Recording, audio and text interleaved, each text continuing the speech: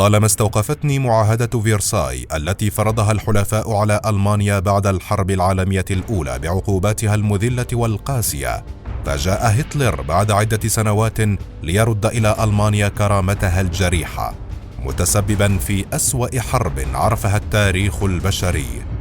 هذا الأمر جعلني أتساءل: ماذا لو تعامل الحلفاء بصورة أفضل مع ألمانيا؟ ألن نتفادى عندئذ الحرب العالمية الثانية بأهوالها الرهيبة؟ هذه التساؤلات قادتني إلى استحضار فتح مكة، حيث دخل النبي محمد صلى الله عليه وسلم مكة فاتحا بعد أن عانى الأمرين من أذى المشركين ومحاربتهم لدعوة الإسلام، لكنه رغم ذلك لم يعاملهم بالمثل، بل عاملهم بأخلاقه النبيلة التي طالما أذهلت العالم، وجعلت موقفه هذا مثالا رائعا يحتذى به في أخلاق ما بعد النصر ومعاملة الأعداء. في فيلمنا الوثائقي هذا سنصحبكم في رحلة تاريخية رائعة إلى الفتح الأعظم الذي كان لبنة هامة في قيام دولة الإسلام وغروب شمس الوثنية عن جزيرة العرب. ابقوا معنا للنهاية. نرحب بآرائكم ومقترحاتكم التي تتوافق مع سياسة قناتنا فيما هو مرتبط بالمواضيع التي من الممكن أن نعرضها عليكم. شكرا لكم.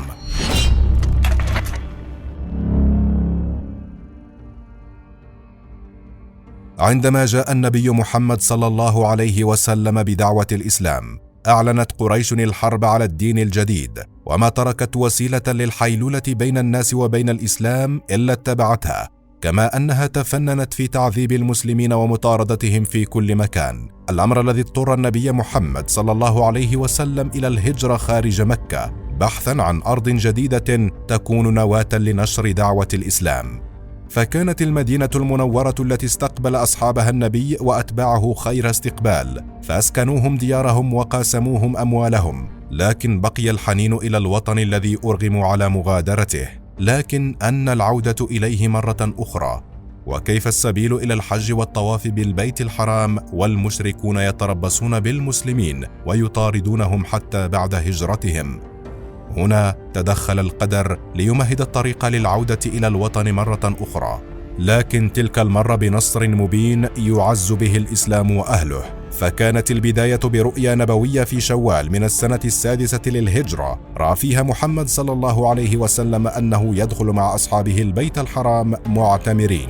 ولما كانت رؤية الأنبياء حق، فقد أمر النبي محمد صلى الله عليه وسلم أصحابه بالتجهز لأداء العمرة، ولم يتردد الصحابة في تنفيذ الأمر النبوي، فخرج منهم ما يقرب من 1500 صحابي مع النبي محمد صلى الله عليه وسلم قاصدين مكة في غرة ذي القعدة وعند ذي الحليفة أو ما يعرف الآن بآبار علي. أحرم المسلمون وقلدوا الهدي وبدأوا بالتلبية استعدادا للعمرة دون أن يعرفوا أن قريشا سيكون لها رأي آخر.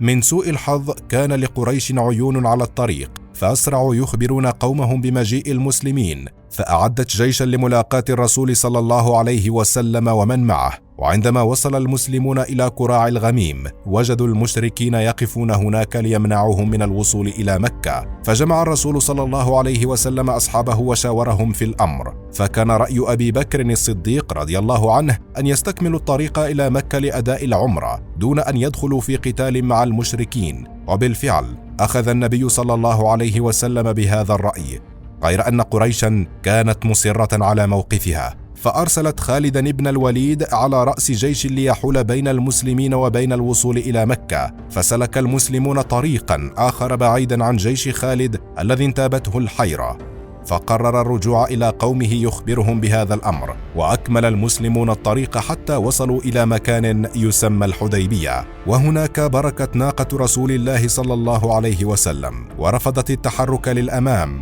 ففهم النبي صلى الله عليه وسلم أنها مأمورة، وهكذا توقف المسلمون عند الحديبية وقرروا إرسال عثمان بن عفان رضي الله عنه للتفاوض مع قريش. أيضا فقد أرسلت قريش سهيل بن عمرو للتفاوض مع المسلمين، وانتهى الأمر بعقد صلح الحديبية الذي كان من بين بنوده أن يرجع المسلمون هذا العام دون أداء العمرة، على أن يعودوا في العام المقبل لأدائها، وأن يتوقف القتال بين المسلمين والمشركين لمدة 10 سنوات، مع إتاحة الفرصة للقبائل العربية أن يدخلوا في تحالفات مع أي من الطرفين. فدخلت قبيلة بكر في تحالف مع قريش، بينما دخلت قبيلة خزاعة في تحالف مع المسلمين، وهكذا عاد المسلمون إلى المدينة دون أن يؤدوا العمرة، لكن القدر كان يخبئ لهم مفاجأة أخرى. انتهكت قريش المعاهدة عندما أعانت حلفائها من قبيلة بني بكر الذين قتلوا عددا من رجال قبيلة خزاعة، فقرر الرسول صلى الله عليه وسلم الرد على هذا الانتهاك الصارخ بفتح مكة، فأعد جيشا بلغ قوامه 10,000 مقاتل، وخرج المسلمون في شهر رمضان من المدينة دون أن يدركوا وجهتهم الحقيقية. فقد بعث النبي محمد صلى الله عليه وسلم سرية بقيادة أبي قتادة إلى بطن إضم للتمويه عن الهدف الحقيقي، ألا وهو فتح مكة. وفي نفس الوقت كانت قريش قد أدركت فداحة ما ارتكبته بأعدائها على حلفاء المسلمين، فأرسلت أبا سفيان ابن حرب إلى الرسول صلى الله عليه وسلم للصلح، لكن جهوده لم تفلح، فقد كان النبي محمد صلى الله عليه وسلم مصرا على فتح مكة. بحسب ما ذكر المؤرخ الصلابي، عندما اقترب الجيش الإسلامي من مكة كان الظلام قد حل، فأمر النبي صلى الله عليه وسلم أن يشعل كل جندي في الجيش نارا، فصارت 10,000 شعلة من النار، فدخل الرعب قلوب المشركين، ودخل المسلمون مكة سلما بدون قتال.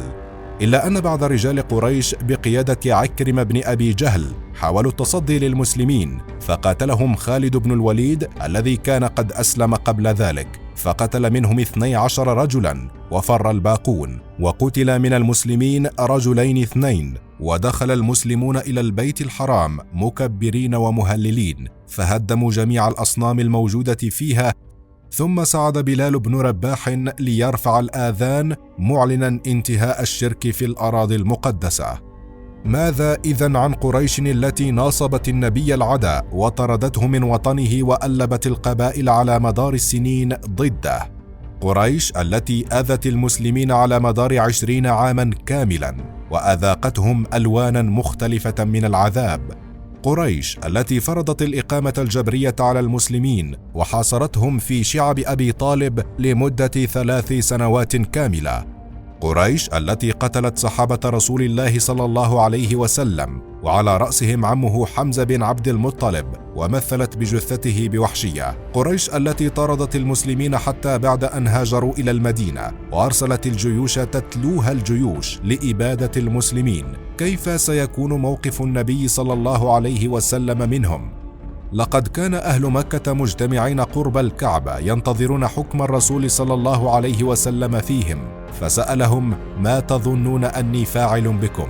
فقالوا: خيرا، أخ كريم وابن أخ كريم. فقال: لا تثريب عليكم اليوم، يغفر الله لكم. وفي رواية أخرى: اذهبوا فأنتم الطلقاء. لقد ضرب الرسول صلى الله عليه وسلم أروع الأمثلة في العفو والتسامح.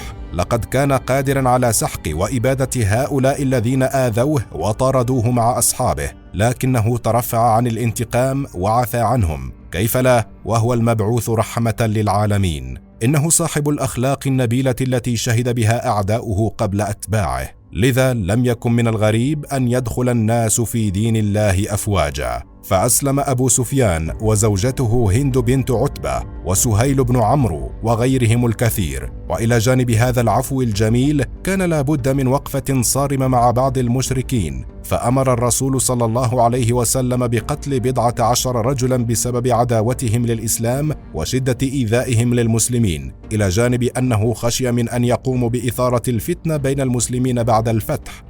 ثم عاد صلى الله عليه وسلم وعفى عن بعضهم، ومنهم عبد الله بن سعد بن أبي سرح وعكرمة بن أبي جهل اللذين أسلما وحسن إسلامهما. وبفتح مكة في 20 من رمضان سنة 8 للهجرة ومبايعة أهلها للنبي صلى الله عليه وسلم على السمع والطاعة زالت دولة الشرك منها، وتحقق وعد الله للمسلمين بالانتصار على المشركين. وفي نفس الوقت تحققت أمنية الرسول صلى الله عليه وسلم بدخول قريش في الإسلام، وصار المسلمون قوة عظيمة لا يستطيع أحد الوقوف في وجههم، وأصبحت الجزيرة العربية مركزا لنشر الدين الجديد. فانطلقت الجيوش الإسلامية بعد ذلك لنشر دعوة الإسلام في العالم، ليصير هذا الدين بفضلهم ثاني أكبر دين في العالم، مع ما يقرب من 1.9 مليار مسلم.